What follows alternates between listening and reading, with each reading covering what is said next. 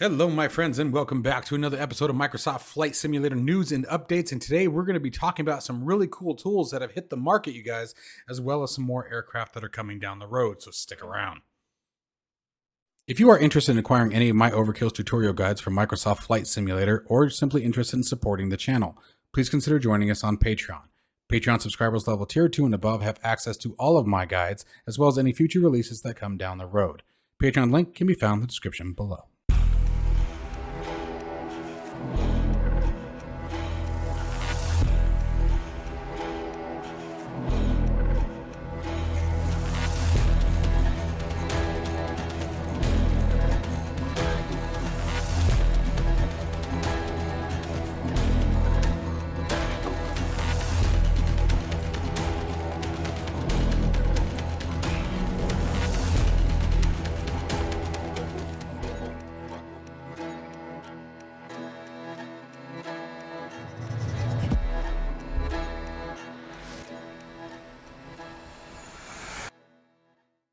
All right, you guys. So first up, we are going to be sitting here talking about Passenger 2. Passenger 2 is a new, basically, career program, but it does a little bit more than that. So first off, it has just about any airline that you have, as well as live boarding and live seating, meaning real world seating arrangements based on the carrier that you are using. Now, it has the ability to both buy and sell aircraft, managing multiple fleets, as well as all of, obviously, your first officer, cabin crew, and passenger interaction. Everything from sounds to safety reports to sending in catering orders and things like that. I mean, you guys can do a ton with this particular piece of software. Now, it has both a career mode and a just a fly mode, if you will. And a fly mode is just like what most of us probably do. You just wake up today, and today I feel like flying the A320, and that's what that mode would be for you. But you guys can see that it has a ton of different stuff here just from this teaser video. Now, we're going to be checking this one out. I'm going to have a link to it down in the description. You guys, it comes up to $31.99 US. And there are also different situations, for example, that can occur on the aircraft. Say that there's unruly passenger and things like that. Now, here's the part that catches me right here on the screen. You guys saw there was a bunch of different aircraft there. So it's not just limited to the commercial aircraft. However, I don't know if it does anything with general aviation yet. I will be picking this up, you guys, and I will be checking this out. It will be after this coming weekend. So after Friday, I will be purchasing this and checking it out and seeing what it's all about. But you guys can see that everything is managed, from the company's finances to the actual aircraft itself to the flight. So it is very, very interactive and goes far beyond just flying the aircraft. And that's the kicker here. And that's what I think is really impressive about this, is it's going to give you a completely different sense of immersion when dealing with a software like this, because again, it's not just a fly and go. You have that option. Again, it has a fly only mode, I guess, as I just said. But the career aspect of it and the company management is really what it comes down to. So it's not even necessarily just about flying an airliner as a company. It's actually managing everything from a company standpoint. So it gets very, very in depth. I think the financial management of it is probably one of the most complex that I have seen yet, just from the teasers and the reading that I've done on this particular product. I do highly recommend that you guys all go to this website that's showing here on the screen right now and check it out. It's really impressive, you guys, and see if this is something that you might be interested in. Now, I am a big NeoFly 4 flyer. I am a big fan of it. NeoFly is an absolutely amazing piece of software, but this, I believe, is definitely, it looks to be more directed towards the commercial flight of things. But definitely much more involved if you really want to dive down deep. Let me know what you guys think about it. If you have already picked this up, please comment down below. Let us know what the different features are. Does it suit general aviation? And again, for those of you who are interested, I will be picking this up after this coming Friday. That will be, Friday the 8th. I will be picking this up and we'll be trying it out over the weekend. And I'll give you guys my thoughts on the following week. But looks really, really good. I'm really impressed with it so far. JustFlight has provided an update on their latest puddle jumper, the F-70, Fokker 70, and Fokker 100 series of aircraft. These are thin tube aircraft, you guys, so they are much smaller than your much larger A320 737 series of aircraft. And again, that's why I call them the puddle jumpers. These are the kind of aircraft, for example, I've flown on one of these from Tucson over to Phoenix. It's about a 20-minute flight total airtime. Very, very quick hop and a skip. Usually used for, transporting from a regional to a national airport. But they have finally provided some new updates. Obviously, you guys can see the texturing and modeling of the aircraft is coming along. They have stated the coding and overall flight model and optimization of the aircraft is also coming along very, very nicely. We don't have any kind of release date or price point for the aircraft as of yet. But again, demonstrations here show that the aircraft is moving along very, very nicely. Texturing is looking pretty good. I know JustFlight sort of has a different way of modeling their aircraft than some of the other developers that we've seen. I find that you can't take their screenshots full to heart. I remember when the Piper series of aircraft were being announced and they were showing off their screenshots. And I remember their screenshots always look very dull to me. Like the detail is there. It's there very, very nicely. But it always looks very, very flat, very, very almost like a colored pencil, I guess is the best way to describe it. But then when you actually get the aircraft and you actually get in there, everything looks fine. So I don't know if it's just the graphic settings of the monitor that's being used or what.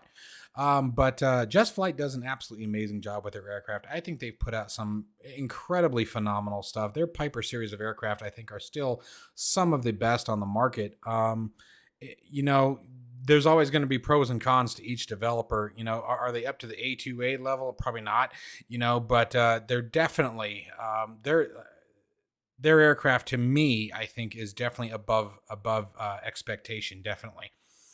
So if you guys are interested in this aircraft, make sure that you guys stay tuned. I'll give you guys more information as more information becomes available, but this is looking very, very nice. I love all of the interaction that is very clearly being put into this. And when I say interaction, I'm referring to things like cargo doors, entry doors, cabin doors, things like that are, if you guys have been watching my channel for any length of time, you guys know that I love that stuff. I always love the more that you can play with and touch and screw around with, the better. And honestly, like even things like the air vents, I always find myself screwing with them. Like when I'm up at cruise or something, I'll be playing around with random crap like that. The cups, the holders, the tray tables, going to the different wing views and folding out the table, putting the table away. I don't know why.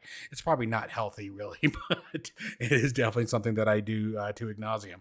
Anyways, so stay tuned, guys, as I hear more about the Fokker 70-100 series of aircraft. So will you.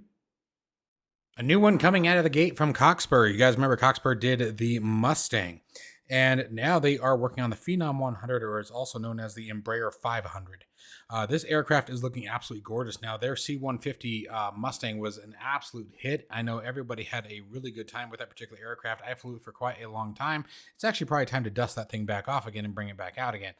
But they are bringing this aircraft once again to Microsoft Flight Simulator. This aircraft has a high cruise speed of 380 knots.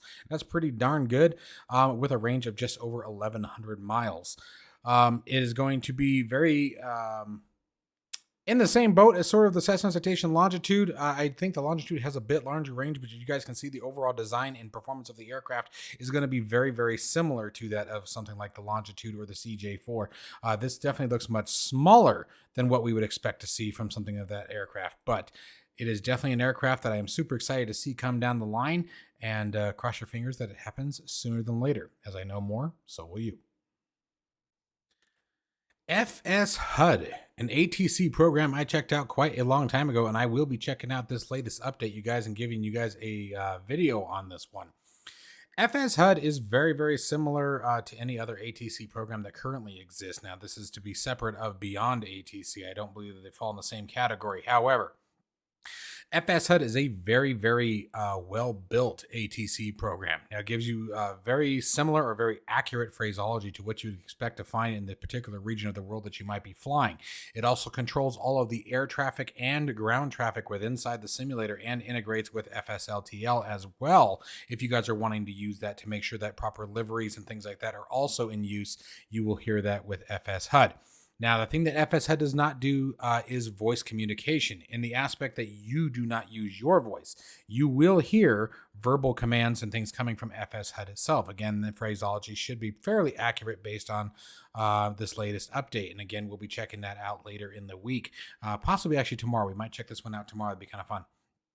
However, one of the really cool things about this program, I remember using it in the past, was the way that it integrates with the simulator is very, very seamless. There's very, very limited impact, and it was definitely a massive improvement. Now, some of the things that they've done since the last time, and with this latest update as well, is they've improved the sit and start execution, vectors, and routing, as well as maintaining altitude separation to keep you clear of other traffic. While there's also been an improvement to the way that altitude clearance is handled. So you will actually be set to specific altitudes at proper times. Now, you can also, as always, with any other ATC program, you can set in your flight plan into the air traffic control system to make sure that you actually fly the desired route. Now, I don't believe that it will change your route for you or anything like that. Whatever flight plan you import, that's what you're going to get. However, it's going to do a very good job of making it seem as realistic as possible. The only catch to this one is that I always found to be an immersion breaker, and it's always going to be the nature. And I don't think that this is any different from any other simulator or ATC simulation. Okay. With the exception again of Beyond ATC, which hasn't been released yet. So that's, keep that in mind. Is that you have to point and click on your choices. So, for example, you would get a command from air traffic control. It will be a verbal command. It will be audio. You will hear it. And then you will have to select from a group or a list of options on which response you wish to give back. So you won't be calling out, overkill flight 290, whatever, you won't be doing that. You will have to select it from a menu, and then that response is then sent back to the ATC program, and you'll get the required response back from the ATC traffic. But still a major improvement upon the in-game simulation. Now, I believe this program runs right around $32 US, give or take a little bit of pennies there. And in case you guys are wondering, obviously with the approach of Microsoft Flight Simulator 2024, yes, this program will be compatible with MSFS 2024.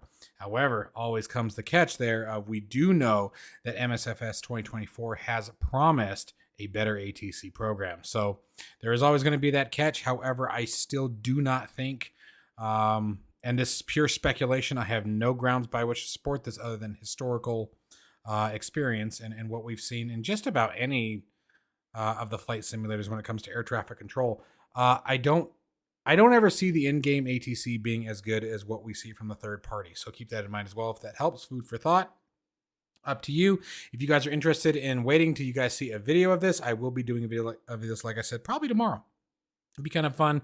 It's been a while since I've been in a tube jet, so I figure it's probably about time to dust off one of those aircraft. Well, my friends, that's going to wrap up today's episode of Microsoft Flight Simulator news and updates. I hope you guys are all having a good Monday. As always, folks, stay safe and healthy. I'll see you in the next one.